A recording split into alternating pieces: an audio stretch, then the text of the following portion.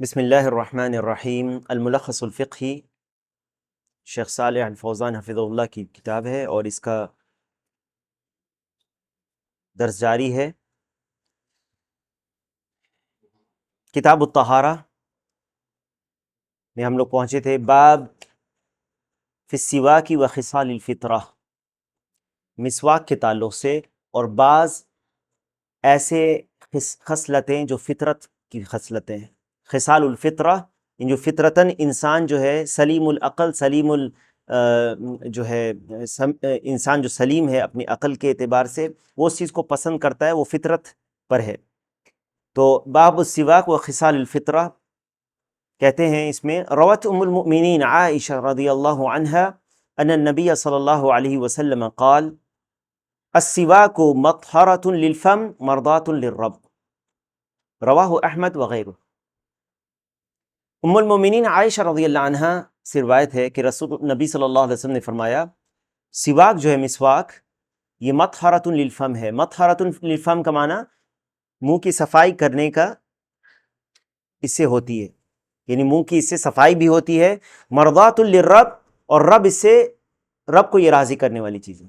منہ کی صفائی کرتا ہے مسواک اور رب کو راضی کرتا ہے، یعنی جو انسان مسواک کرتا ہے اس کا ایک فائدہ تو یہ ہے کہ اس کے منہ جو ہے بدبو سے صاف رہتا ہے، اور دوسرا کہ رب اس فعل سے راضی ہوتا ہے۔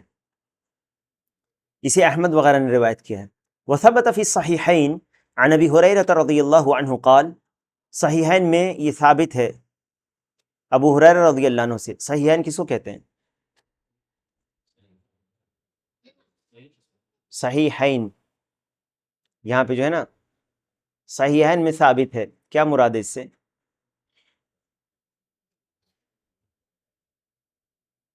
صحیحین جب کہا جائے تو اسے کیا مراد ہے؟ صحیح بخاری اور مسلم ثابت ہے صحیحین میں، یعنی صحیح بخاری اور مسلم میں۔ ابو ہریرہ رضی اللہ عنہ سے کہتے ہیں کہ قال رسول اللہ صلی اللہ علیہ وسلم خمس من الفطرہ، 5 چیزیں فطرت میں سے ہیں۔ الاستحداد والختان وقص الشارب ونتف الابط وتقلیب الاظافر، 5 خصلتیں یا 5 جو ہیں یہ فطرت میں سے ہیں۔ الاستحداد، استحداد کہتے ہیں استورہ کو استعمال کرنا زیر ناف بال کو صاف کرنے کے لیے۔ والختان، ختان یعنی ختنہ کرنا۔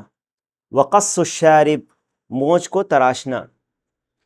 ونتف الابط، نتف الابط کہتے ہیں بغل کے بال کو نوچنا۔ نتف الابط، بغل کے بال کو نوچنا۔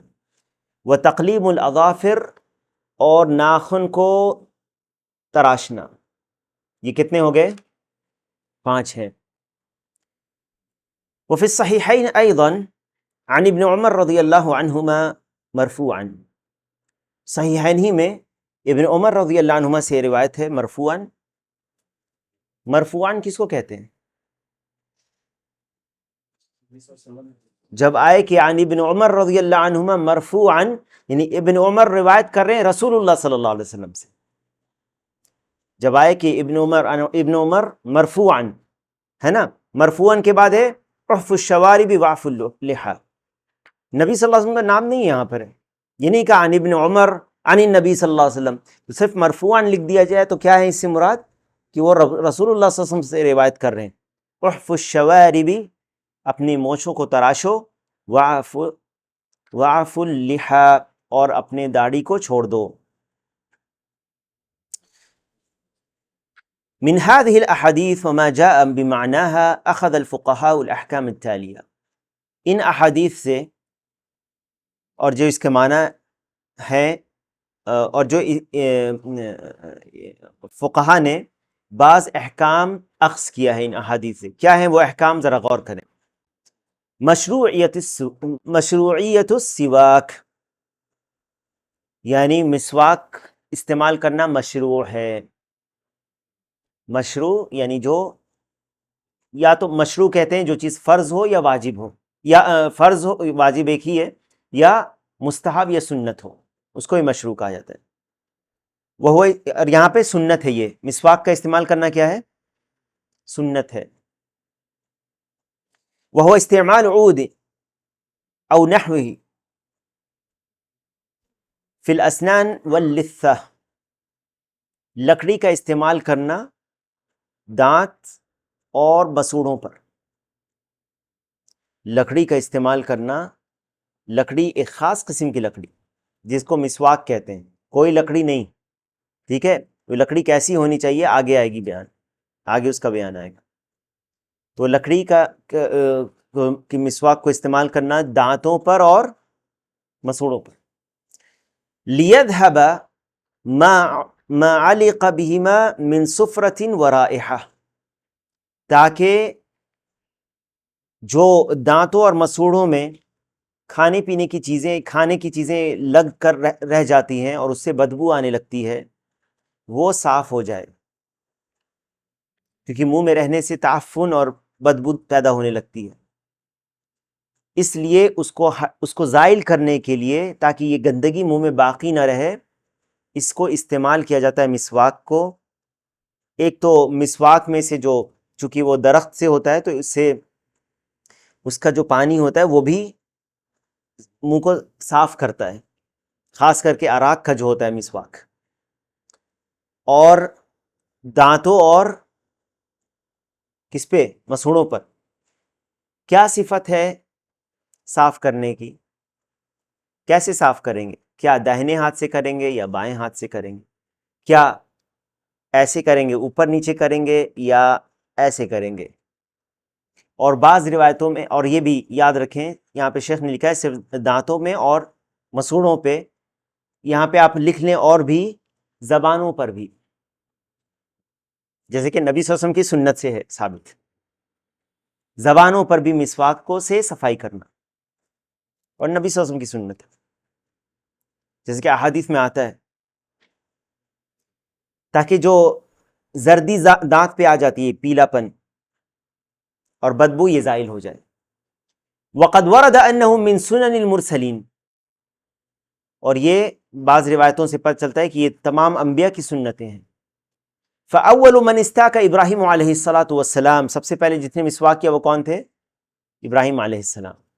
وقد بین الرسول صلی اللہ علیہ وسلم انه مطہرۃ للفم، اللہ کے نبی صلی اللہ علیہ وسلم نے بیان کیا کہ یہ منہ کو صفائی کرتا ہے، اس سے منہ کی صفائی ہوتی ہے. ای منظف لہ مما یستکرہ، جو ایسی چیزیں ناپسند یعنی بدبو وغیرہ ہوتی ہے منہ سے، اس کو صاف کر دیتا ہے. وَأَنَّهُ مَرْضَاتٌ لِلرَّبِّ أَن يُرْضِي الرَّبَّ تبارک و تعالی، اور یہ رب کو راضی کرتا ہے. وقد ورد فی بیانہ الحث علیہ اکثر من 100 حدیث، اس کی ترغیب میں، مسواک کی ترغیب میں 100 سے زیادہ حدیثیں وارد ہوئی ہیں.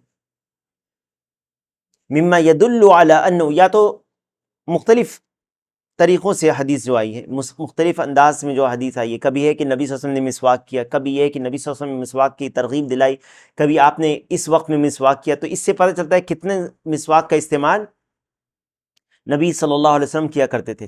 مما یدل علی انہ سنت مؤکدہ، جس سے پتہ چلتا ہے کہ یہ سنت مؤکدہ ہے، اس لیے ہمیں عادت بنانی چاہیے مسواک رکھنے کی. سنت مؤکد ہے، کم سے کم طالب علم کو چاہیے کہ مسواک رکھے،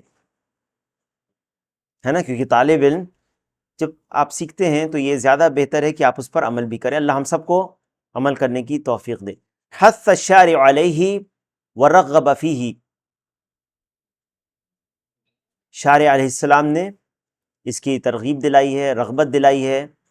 وَلَهُ فوائد عظیمہ، اس کے بہت فوائد ہیں. من اعظمها واجمعها ما اشار الیہ فی هذا الحدیث، سب سے عظیم اور سب سے جامع جو ہے، جو اس حدیث میں ہے، انہ مطہرۃ للفم، منہ کی صفائی ہوتی ہے اس سے، منہ کو صاف کرنے والا ہے سواک. ومرضات للرب، اور رب کو راضی کرنے والا ہے. ویکون التسوک بعود لین، اب دیکھو لکڑی کیسی ہونی چاہیے، عود لکڑی، چھوٹی لکڑی کیسی ہونی چاہیے؟ نرم ہو. ابھی میرے پاس اوپر رہ گیا وہ، نہیں تو دکھاتے. نرم ہوتی ہے وہ، نرم کیوں؟ کیا؟ تاکہ آپ کے مسوڑے اس سے چھل نہ جائیں، زخمی نہ ہو جائیں. اور مسوڑوں پر کیسے کرتے ہیں؟ مسوڑوں پر کیسے کریں گے؟ اگر آپ مسوڑوں پر ایسے کریں گے تو اس سے مسوڑے زخمی ہوں گے، ہے یا نہیں؟ تو آپ مسوڑوں پر ایسے کریں تاکہ مسوڑے زخمی نہ ہوں۔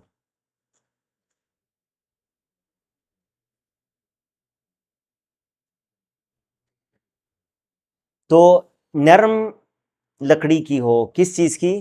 من اراک، اراک کی بہترین ہوتی ہے، عام طور پر ملتی ہے اراک کی بھی، یہاں بھی مل جاتی ہے اراک کی جو مسواک ہے، یا زیتون کی یا عرجون، او غیرہما مما لا یتفتت ولا یجرح الفم، جس سے منہ زخمی نہ ہو، ہے نا؟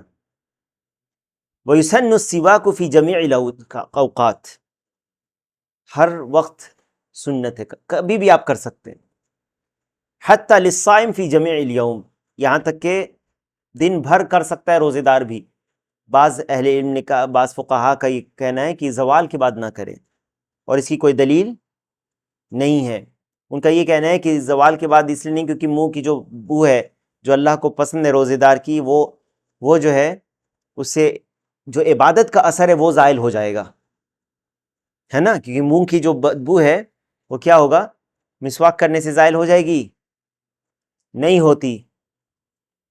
جو بھوک کی وجہ سے بو ہوتی ہے، جو پیٹ سے آتی ہے، منہ میں جو بدبو ہوتی ہے منہ میں کھانے کی چیز رہ جانے کی وجہ سے، یا منہ کو بہت دیر تک بند رکھنے کی وجہ سے، یا منہ سوکھا ہو جانے کی وجہ سے، تو یہ منہ کی بدبو زائل ہو جاتی سے، لیکن جو پیٹ سے آتی ہے، جو خالی پیٹ ہونے کی وجہ سے، وہ زائل نہیں ہوتی۔ تو اس لیے روزے دار کے لیے صحیح قول یہی ہے کہ دن بھر کیا جا سکتا ہے۔ دیکھو یہاں پر شیخ نے حنابلہ کے قول کی مخالفت کی ہے۔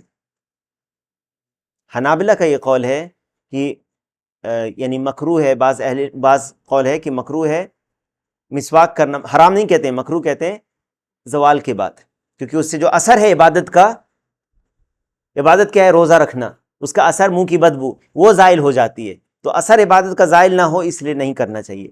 لیکن دیکھو شیخ یہاں کہتے ہیں حتی للصائم فی جمیع الیوم، یہاں تک کہ پورے دن، کیا ضرورت تھی بیان کرنے کی شیخ کو یہ؟ کیونکہ مذہب میں یہ قول ہے ایک، ٹھیک ہے؟ جمیع الیوم علی الصحیح کہتے ہیں، یہ صحیح ہے، جو صحیح قول ہے اس کے مطابق ہے علی الصحیح، کوئی حرج نہیں ہے اس سے۔ وَيَتَأَكَّدُ فِي أَوْقَاتٍ مَخْصُوصَةٍ، اور تاکید کے ساتھ بعض اوقات میں کرنا چاہیے۔ فَيَتَأَكَّدُ عِنْدَ الْوُضُوء، جیسے وضو کے وقت، اور اسی طرح صلاح کے وقت۔ وضو کے وقت لقولہ صلی اللہ علیہ وسلم، جیسے کہ اللہ کے نبی صلی اللہ علیہ وسلم نے فرمایا لولا ان اشق علی امتی لامرتهم بالسواک عند کل وضوء، اگر مجھے اپنی امت پر مشقت کا خوف نہ ہوتا، مجھے اپنی امت پر، اگر میری امت کے لیے مشقت نہ ہوتا، لقولہ صلی اللہ علیہ وسلم لولا ان اشق علی امتی لامرتهم بالسواک عند کل وضوء، اگر مجھے اپنی امت پر مشقت یا میری امت کے لیے مشقت نہ ہوتی، میں انہیں حکم دیتا مسواک کرنے کا، سواک کرنے کا، ہر وضو کے وقت میں انہیں حکم دیتا۔ تو اگر حکم دیتے فرض ہو سکتا تھا، ہے نا؟ کیونکہ اصل میں کیا ہے کہ نبی کا حکم جو ہے وہ واجب ہوتا ہے، ٹھیک ہے؟ لیکن نبی صلی اللہ علیہ وسلم نے حکم نہیں دیا۔ بعض روایتوں میں ہے لولا ان اشق علی امتی لامرتهم بالسواک عند کل صلاح، اسی لیے بعض اہل علم کہتے ہیں کہ وضو کے وقت بھی، اور جب نماز کے لیے کھڑے ہوں اپنے رب کے سامنے اس وقت بھی مسواک کریں۔ فالحدیث يدل على تأکد استحباب السواک عند الوضوء، حدیث سے پتہ چلتی ہے کہ وضو کے وقت خاص کر کے تاکید کی گئی ہے اس کی۔ وَيَكُونُ ذَلِكَ حَالَ الْمَضْمَضَةِ، کب کریں گے وضو کے وقت؟ جب مضمضہ کلی کرنے لگے اس وقت۔ لِأَنَّ ذَلِكَ أَبْلَغ فِي الْإِنْقَاءِ وَتَنْظِيفِ الْفَمِ، کیونکہ یہ ابلغ ہے منہ کی صفائی کے لیے۔ وَيَتَأَكَّدُ السِّوَاكُ أَيْضًا عِنْدَ الصَّلَاةِ فَرْضًا أَوْ نَفْلًا، اور اسی طرح فرض اور نفل نمازوں کے وقت بھی۔ لأننا مأمورون عند التقرب إلى الله أن نكون في حال كمال ونظافة، کیونکہ ہمیں یہ حکم دیا گیا ہے کہ جب ہم اللہ سے تقرب حاصل کرنے کے وقت یا کرنے کے اوقات میں ہم ایسے حال میں ہوں جو کمال اور یعنی صفائی ستھرائی کے حالت میں ہوں۔ دیکھو یہاں تک کہ منہ کی صفائی بھی، ایک ہے کہ کپڑا پر گندگی نہ ہو، کپڑا جو ہے صاف ہو، یا خاص کر کے جمعہ میں، کیونکہ جمعہ میں زیادہ لوگ آتے ہیں اور آپ کی بدبو سے دوسرے لوگ کو اذیت نہ پہنچے، کیونکہ بعض لوگ جب بیٹھتے ہیں بغل میں اور وہ غسل کر کے نہیں آئے تو آپ تحمل نہیں کر سکتے، کبھی ایسا ہوتا ہے، تو آپ عبادت میں آپ کا دل نہیں لگے گا، اور اصل مقصد کیا ہے عبادت میں کہ آپ اللہ کی طرف اپنے دل کو لگائیں۔ تو ان چیزوں کا خیال رکھا گیا دیکھو اسلام میں۔ آپ بات کر رہے ہیں، آپ کے منہ سے بدبو آئے گی تو آپ کی بات کون دور بھاگے گا کوئی؟ تو یہ ساری چیزیں جو ہے دیکھو، یہ جو ہے یہ اسلام کی خوبیوں میں سے ہے، صفائی و ستھرائی کا جو خیال انسان کو جب اپنے تعلق سے، اپنے جسم کے تعلق سے یہ صفائی و ستھرائی کا حکم دیا جا رہا ہے، گرچہ استحباب ہے، تو آپ کیسے یہ تصور کر سکتے ہیں کہ مسلمان جب دوسرے مسلمان سے ملے تو اسے کسی بھی طرح سے اذیت پہنچے؟ کیا اس کے جسم سے، یا اس کی جسم کے بدبو سے، یا اسی طرح سے کیا یہ آپ تصور کر سکتے ہیں کہ انسان اپنے گھر میں یا گلی میں کوڑے کا ڈھیر لگائے اور گندگی پھینکے، یا لوگوں کے راستے میں گندگی پھینکے، یا وہاں پر جہاں پر لوگ آتے جاتے ہیں ان کو اذیت پہنچے؟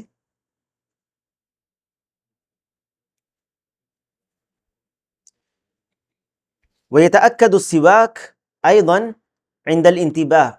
اچھا یہاں پہ کہتے ہیں کہ اظہاراً لِشَرْفِ الْعِبَادَةِ، تاکہ یہ ظاہر یہ کیوں؟ کیونکہ عبادت کا جو شرف ہے اس کو ظاہر کرنے کے لیے۔ وَيَتَأَكَّدُ السِّوَاكُ أَيْضًا عِنْدَ الْإِنْتِبَاهِ مِنَ النَّوْمِ اللَّيْلِ أَوْ نَوْمِ النَّهَارِ، اسی طرح سے رات میں ہو یا دن میں سو کر جب آپ اٹھیں تو منہ میں سواک کریں۔ یہ سب اوقات سواک کرنے کے سنت ہے۔ ہم لوگ کوشش کریں آج سے، کبھی ایسا ہوتا ہے کہ مسواک ایک جگہ رکھ کر بھول جاتے ہیں، ملتا نہیں ہے، الگ معاملہ ہے، لیکن جس طرح سے ایک روٹین بنائے اپنی، آپ کے پاکٹ میں رہے وہ چیز، ایک نہیں تو دو آپ کے پاس ہونا چاہیے، کہ ایک اگر گم ہو گیا تو دوسرا آپ کے پاس ہے، ٹھیک ہے؟ کوئی بہت اہم چیز ہوتی ہے تو دو آپ رکھتے ہیں، ہے نا؟ چشمہ جس کے بغیر آپ پڑھ نہیں سکتے ٹھیک سے تو دو چشمہ رکھتے ہیں، ایک چشمہ ٹوٹ گیا، ایک چشمے میں کچھ خرابی آ گئی تو دوسرا چشمہ آپ لگا لیتے ہیں۔ اسی طرح مسواک، ٹھیک ہے؟ رات میں اٹھنے کے بعد یا دن میں اٹھنے کے بعد، سو کر اٹھنے کے بعد، کیونکہ جب آپ دیر تک سوتے ہیں تو منہ بند رہتا ہے، اور منہ بند رہنے کی وجہ سے بھی بدبو آ جاتی ہے منہ میں، تو اس کو صفائی کرنا، اس بدبو کا ازالہ کرنا مقصود ہے اصل میں۔ لأنہ صلی اللہ علیہ وسلم، کیونکہ نبی صلی اللہ علیہ وسلم جب کھڑے ہوتے رات میں قیام کے لیے، کان اذا قام من اللیل، جب رات میں قیام اللیل کے لیے کھڑے ہوتے، یشوس فاہ بالسواک، اپنے منہ کو کس چیز سے صاف کرتے؟ مسواک سے کرتے۔ الشوس الدلک، دلک کہتے ہیں رگڑنے کو۔ وذلك لأن النوم تتغیر معه رائحة الفم، کیونکہ نیند کی وجہ سے منہ کی بو بدل جاتی ہے، لتصاعد الابخرة المعدہ، اور بہت ساری جو چیزیں پیٹ سے بھی آتی ہے بو اس کے منہ میں۔ والسواک فی هذه الحالہ، ایسی حالت میں، ينظف الفم، یہاں پہ ينظف اگر لکھا ہے، ينظف بھی صحیح، فی هذه الحالہ، اس حالت میں منہ کو صاف کر دیتا ہے، من آثارها۔ ويتأكد السواك أيضا عند تغيير رائحة الفم بأكل أو غيره، منہ میں بدبو آ گئی کھانے کی وجہ سے، کوئی ایسی چیز آپ نے کھایا جیسے پیاز، یا کوئی ایسی چیز کھایا جس سے منہ میں بدبو آ گئی، تو آپ اس کو بھی صاف کر سکتے ہیں اسے۔ ويتأكد أيضا، یہ سب تاکید ہے یہاں پر، یہاں پہ کرنا چاہیے۔ ويتأكد أيضا عند قراءة القرآن، قرآن پڑھنے کے لیے بیٹھیں مسواک کر کے بیٹھیں، لتنظیف الفم وتطیبه لتلاوت کلام اللہ عز وجل، تاکہ آپ کا منہ صاف رہے اللہ کے کلام پڑھنے کے وقت۔ وصفت التسوک، کیا صفت ہے اس کی، کیسے صاف کریں گے؟ ان یمر السواک علی لثته واسنانه، اپنے مسوڑوں اور دانت پر اس کو پھیرے. فَيَبْتَدِئُ کہاں سے شروع کرے؟ من الجانب الایمن داہنی طرف سے. کہاں سے شروع کرے؟ داہنی طرف سے. الی الجانب الایسر. وَيُمْسِكُ الْمِسْوَاكَ بِيَدِهِ الْيُسْرَى بائیں ہاتھ سے مسواک پکڑے اور ٹھیک ہے بائیں ہاتھ سے پکڑے. کیوں بائیں ہاتھ سے؟ کیا داہنے ہاتھ سے پکڑ سکتا ہے؟ کس ہاتھ سے وہ مسواک کرے؟ داہنے ہاتھ سے یا بائیں ہاتھ سے؟ ہاں دونوں سے. تو شیخ نے کیوں لکھا ہے بائیں ہاتھ سے کرے؟ بارک اللہ فیک. جب صفائی کرتے ہیں تو صفائی میں بائیں ہاتھ استعمال کرتے ہیں یا نہیں؟ کرتے ہیں یا نہیں بائیں ہاتھ؟ تو منہ کی صفائی کے لیے بھی بائیں ہاتھ. اور بعض اہل علم کہتے ہیں کہ اگر سنت پر عمل کرنا مقصود ہو، منہ کا صفائی مقصود نہیں، منہ میں بدبو نہیں ہے، لیکن سنت پر لولا ان اشق علی امتی لامرتهم بالسواک عند کل صلاۃ. وضو کے وقت چلو اس نے منہ کی صفائی کی بائیں ہاتھ سے، اب صلاح کے وقت وہ سنت پر عمل کرنا چاہ رہا ہے تو سنت کا اگر نیت ہے تو وہ داہنے ہاتھ سے کرے. اور اگر سنت کی نیت ہے، سنت کو پانا نیت ہے تو داہنے ہاتھ سے کرے. اور اگر ازالہ کرنا ہے بدبو کا، یا یعنی جو چیز جو ہے اس کو ازالہ کرنا ہے، تب وہ بائیں ہاتھ سے کرے. ٹھیک ہے. اسی طرح سے اہل علم کہتے ہیں کہ دانت پہ اگر یہ اوپر نیچے کرے گا اس طرح سے، اس کا مسوڑا مجروح ہو جائے گا، مسوڑا خراب ہو سکتا ہے اس سے، ہے نا. اور بعض لوگوں کا مسوڑے سے خون آتا ہے، پھر خون آنے لگے گا، تو اس لیے وہ کیسے کرے؟